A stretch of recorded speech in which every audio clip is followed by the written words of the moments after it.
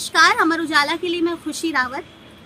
उत्तराखंड राज्य में पहली बार होने जा रहे 38वें राष्ट्रीय खेलों की तैयारी अपने चरम पर है। आज हम मौजूद हैं शहर के पवेलियन ग्राउंड में, जहां तीरंदाजी के खिलाड़ी अभ्यास कर रहे हैं और इसी बीच हमारे संग मौजूद हैं तीरंदाजी के 3 कोच। आइए उनसे बात करते हैं और जानते हैं कि कैसी चल रही हैं तैयारियां।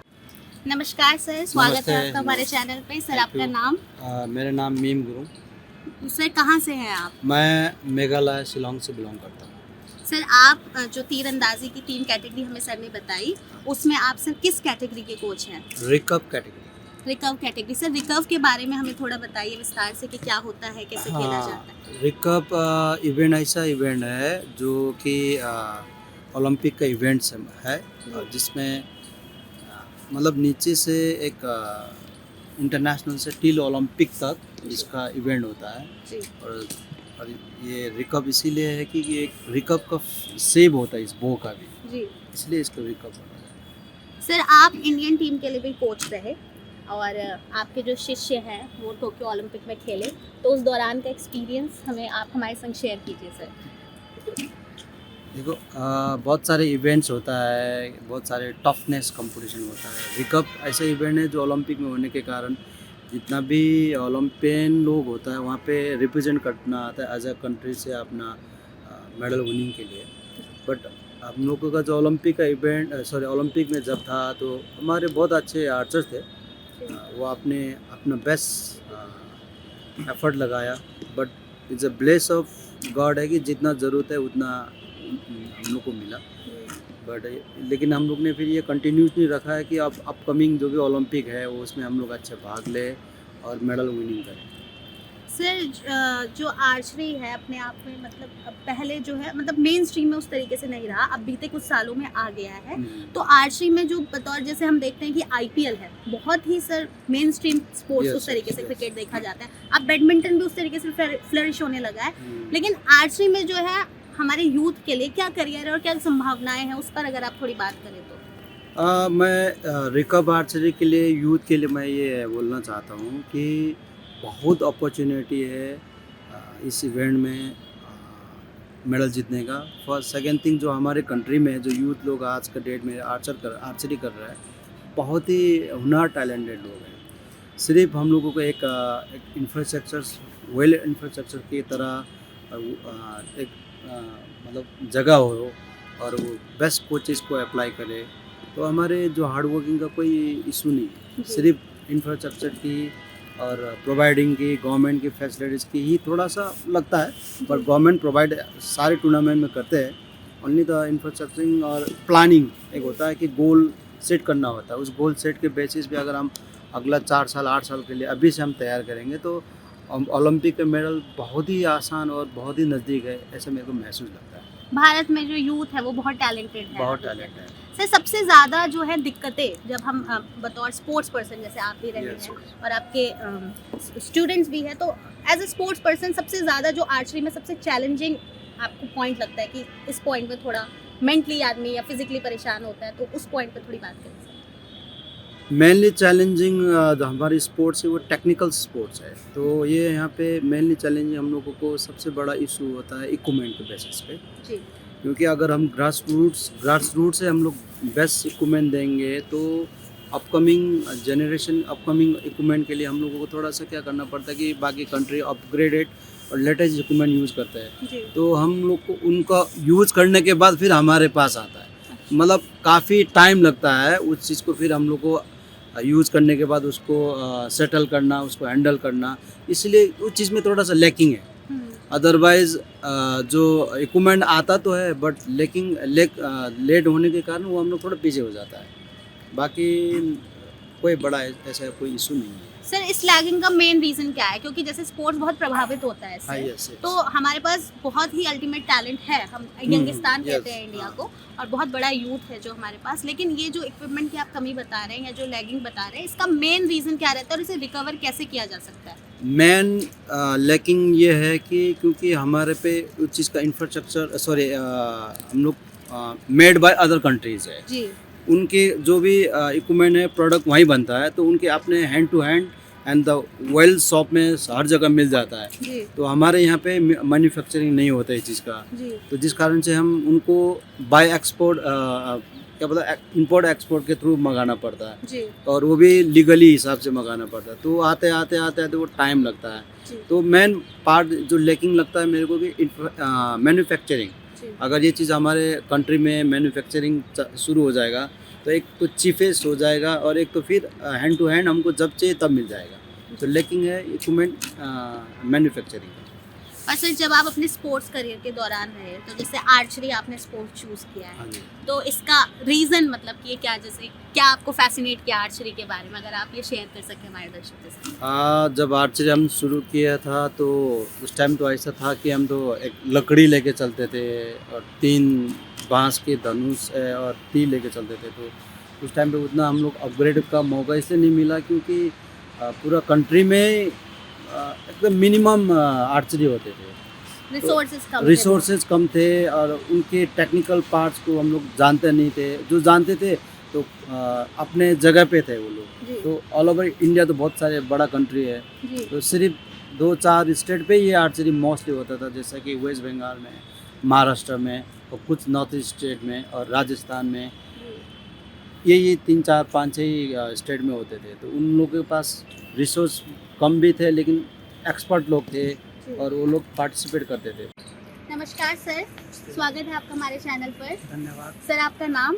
रमेश प्रसाद। रमेश सर, आप तीरंदाजी की कौन सी जो कैटेगरी है उसके कोच हैं? मैं जो तीरंदाजी का इंडियन राउंड होता है उसका कोच हूँ। जी सर, और आप कहाँ से हैं सर? मैं हरिद्वार से हूँ जी और अभी हम लोग यहाँ पर सभी देहरादून में प्रैक्टिस कर रहे हैं जी। दूसरे राष्ट्रीय खेलों के लिए। सर, इंडियन राउंड के बारे में हमारे दर्शकों को कुछ बताइए कि क्या अलग है इंडियन राउंड में, और किस तरीके की जो है आपको तीरंदाजी में हमें और कौन कौन सी कैटेगरी देखने को मिलती है, इस पे आप थोड़ी।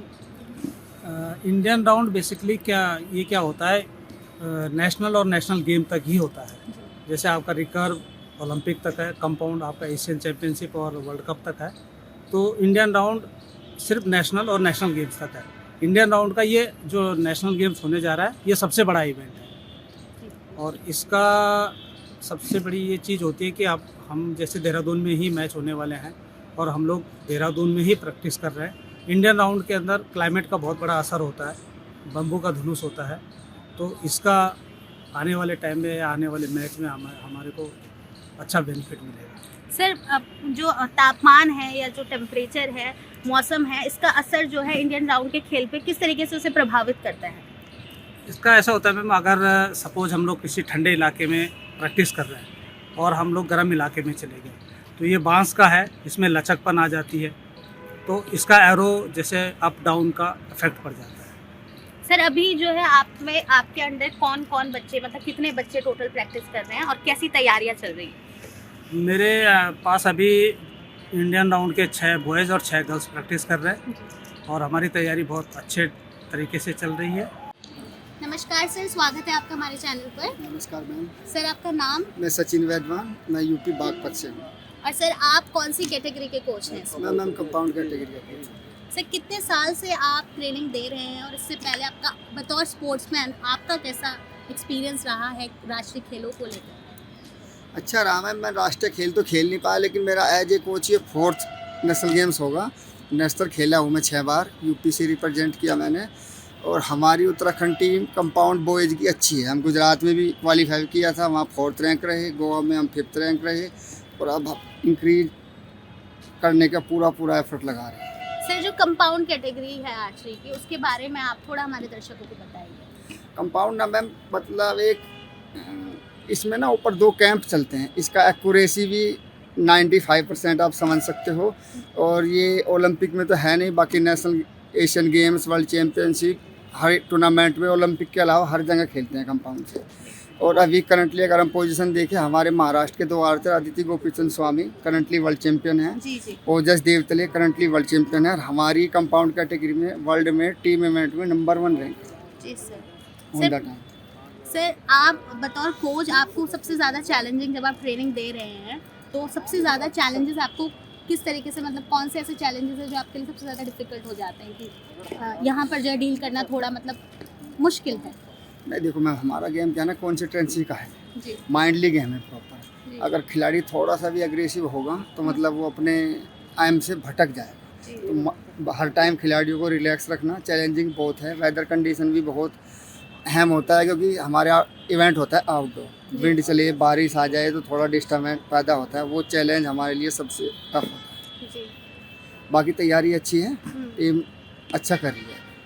सर आर्चरी जैसे अब बहुत पॉपुलर होने लगा, लेकिन अभी क्या मतलब क्या स्थिति है इस गेम की कि ये स्टैग्नेंट हो चुका है या आगे बहुत बहुत ब्राइट चांसेस हैं, इस पे थोड़ी बात करें। नहीं, चांसेस तो बहुत ब्राइट है मैम, लेकिन उत्तराखंड में ना अभी आर्चरी इतना डेवलप नहीं हो पाया क्योंकि एक तो यूपी से अलग हुआ। जी पहले यूपी में था, यहाँ भी बहुत पुराने लोग खेलते थे लेकिन वो यूपी से ही खेलते थे। जी उसके बाद ये यूपी से अलग हो गया, थोड़ा पहाड़ी क्षेत्र था, तो अभी भी यहाँ भी 7-8 साल से अच्छे आर्चर इंक्रीज हो रहे हैं, आर्चर खड़े हो रहे हैं।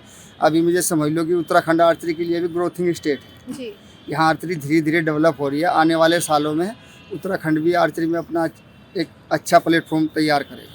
सर उत्तराखंड के सुदूर गांव से, बहुत दूरस्थ गांव से, इलाकों से जो है बच्चे स्पोर्ट्स में आते हैं और बहुत टैलेंटेड होते हैं, और लेकिन सुविधाओं की जो अभाव है उसके चलते जो है चीज़ें नहीं हो पाती। तो उत्तराखंड कहाँ मतलब लैग बिहाइंड कर रहा है आर्चरी के क्षेत्र में, कि कहाँ किस जगह पर मेहनत होने की ज़रूरत है कि उत्तराखंड के खिलाड़ियों को, यहाँ के जो मूल खिलाड़ी हैं वो अच्छा प्रदर्शन कर पाए। मेहनत की तो ये बात है मैम, इक्विपमेंट ना हर खिलाड़ी को अपना पर्सनल लेना पड़ता है। जी। इक्विपमेंट थोड़ा महंगा है, बाहर से इंपोर्ट होता है, हर बच्चा ये हाईली इक्विपमेंट अफोर्ड नहीं कर पाता। जी इंडियन राउंड से खेलता है, इंडियन राउंड इंडिया नेशनल से ऊपर नहीं जाता, अच्छे इक्विपमेंट वो खरीद नहीं पाते, तो आधे खिलाड़ी वहीं दम तोड़ देते हैं फाइनेंशियल प्रॉब्लम के चलते। जी इंफ्रास्ट्रक्चर गवर्नमेंट स्टेडियम बना देती है लेकिन इक्विपमेंट भी ज़रूरी होते हैं ना, वो भी चाहिए, जी वो नहीं मिल पाते तो आधे बच्चे अपना ड्रॉप आउट कर देते हैं, गेम कुछ और गेम चुन लेते हैं, जैसे फ्री वाले हैं, कुछ भी ले लिया, एथलेटिक, कबड्डी है, इसमें टेक्निक भी चाहिए और फाइनेंस भी चाहिए, जी। दोनों चीज़ होनी जरूरी है। सर अभी आप जो ट्रेनिंग दे रहे हैं उसमें आपके पास कितने बच्चे हैं और आपकी तैयारियाँ कैसी चल रही है? अभी मेरे पास मैम 14 बच्चे हैं, 7 गर्ल्स 7 बॉय, तैयारी अच्छी चल रही है, हमारी टीम अच्छा परफॉर्मेंस करेगी नेशनल गेम्स में। जी सर युवाओं को क्या मैसेज देना चाहेंगे? युवाओं को यही मैसेज है, कोई भी स्पोर्ट्स खेलो, ज़रूर खेलो, नशे से दूर रहो, सुबह शाम थोड़ा भी अगर किसी भी गेम से जुड़ते हैं तो अगर हम रिजल्ट भी नहीं दे पाए तो अपने शरीर तो फिट रख ही सकते हैं। जी सर, युवाओं के लिए ये संदेश है, कोई ना कोई खेल चुने और उसमें दिलचस्पी से खेलें। शुक्रिया सर हमारे साथ जुड़ने। अमर उजाला जीवांजलि के सारथी की मदद लें और महाकुंभ में स्नान जरूर करें।